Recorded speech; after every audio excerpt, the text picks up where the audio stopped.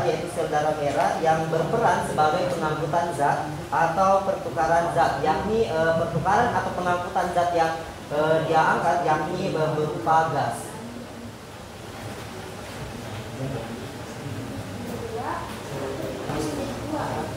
Ada pembuluh darah merah yang kaya akan oksigen dan pembuluh darah yang berwarna biru kaya akan karbon dioksida. Proses pertukaran gas terjadi pada alveolus paru-paru. Alveolus berbentuk kantung berlipat dan tersusun atas satu selapis sel epitel yang tipis.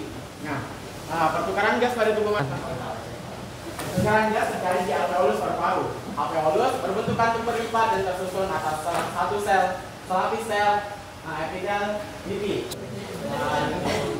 Proses pertukaran gas terjadi pada alveolus paru-paru. Alveolus merupakan kantung berbentuk lipat yang tersusun atas selapis sel epitel pipi. Pertukaran gas pada tubuh manusia berlangsung secara difusi akibat adanya perbedaan konsentrasi gas.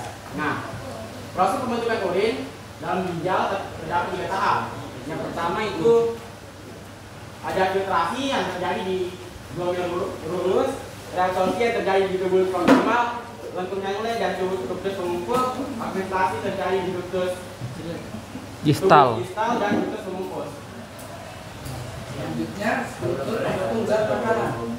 Struktur pendukung zat makanan adalah di antara lain adalah usus halus, mulut, lambung, dan usus besar. Sekian. Jadi hanya itu yang dapat kami simpulkan. Saya akhiri, wassalamualaikum warahmatullahi wabarakatuh. Dari arteria ada satu lem. Arteria membawa darah dari jantung ke tubuh. Vena membawa darah kembali ke jantung. Kapiler adalah pembuluh darah sekecil yang memungkinkan pertukaran zat antara darah dan jaringan. Komponen darah terdiri atas dua, yaitu plasma berperan sebagai pengangkut zat, makanan, hormon, dan juga metabolisme. Yang kedua ada sel darah berperan dalam pengangkut sel berbentuk tipis struktur alveolus terbentuk membuat permukaan jaringan menjadi lebih tipis dan luas. Oke, berikan aplaus. Udah? Oh, belum. Sorry. Struktur pendukung zat makanan. Mulut sebagai awal dari sistem pencernaan, lambung menjadi perpindahan makanan, usus halus merupakan organ utama, usus besar menerima hasil produksi dari usus. Proses pertukaran gas di paru-paru. Proses pertukaran gas di paru-paru terjadi secara difusi akibat adanya perbedaan konsentrasi gas. Nah, pertukaran gas di paru-paru tidak akan terjadi tanpa pengangkutan gas oleh darah. Sekian. Assalamualaikum warahmatullahi wabarakatuh. Waalaikumsalam warahmatullahi wabarakatuh.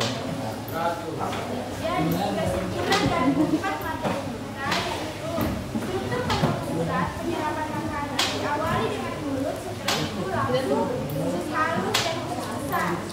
Dan proses pertukaran gas terjadi pada salah satu bagian paru yaitu alveolus. Serta kita dapat mengetahui macam-macam pembuluh darah, ada arteri, vena, dan kapiler. Vena yaitu darah kaya akan karbon dioksida, sedangkan arteri darah kaya oksigen. Dan yang terakhir, komponen darah terdiri dari sel darah merah, plasma, dan sel darah putih. Sekian. Wassalamualaikum warahmatullahi wabarakatuh. Waalaikumsalam warahmatullahi wabarakatuh.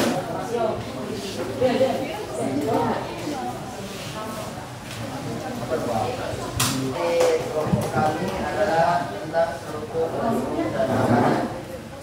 Struktur pendukung zat makanan terbagi menjadi 4, yaitu mulut, lambung, usus halus, dan usus besar. Kemudian proses pertukaran gas paru-paru. Jadi proses terjadinya pertukaran gas di paru-paru yaitu di alveolus. Baik, coba.